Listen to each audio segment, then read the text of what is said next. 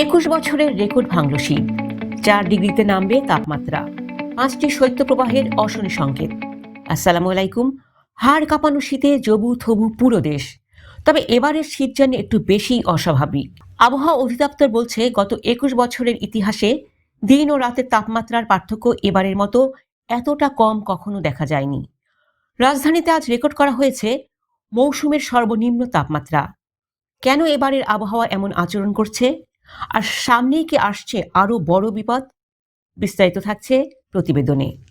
আবহাওয়াবিদ কাজী জেবুন্নেসা জানিয়েছেন, এবারের কুয়াশার পরিস্থিতি একেবারেই অস্বাভাবিক। সাধারণত দিন ও রাতের তাপমাত্রার মধ্যে বড় ব্যবধান থাকে, কিন্তু চলতি বছর এই পার্থক্য নেমে এসেছে মাত্র 1.7 ডিগ্রি সেলসিয়াসে। 2004 সালে এই ব্যবধান ছিল 2.6 ডিগ্রি। এই চরম পার্থক্যের কারণেই সূর্য না ওঠায় সারাদিন তীব্র শীত অনুভূত হচ্ছে।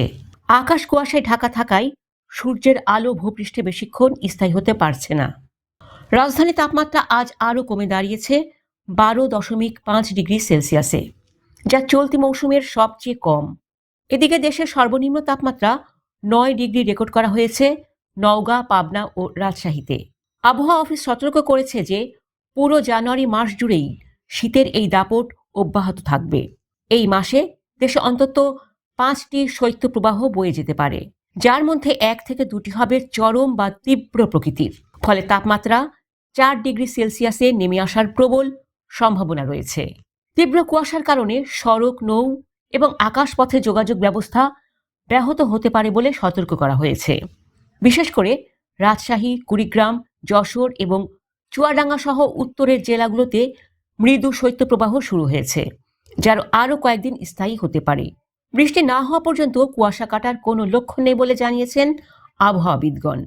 ফলে শিশু ও বৃদ্ধদের জন্য এই আবহাওয়া বয়ে আনতে পারে নানা শারীরিক জটিলতা।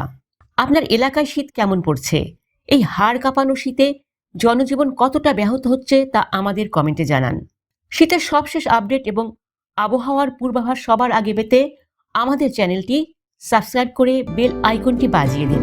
সুস্থ থাকুন, সাবধানে থাকুন। আল্লাহ হাফেজ।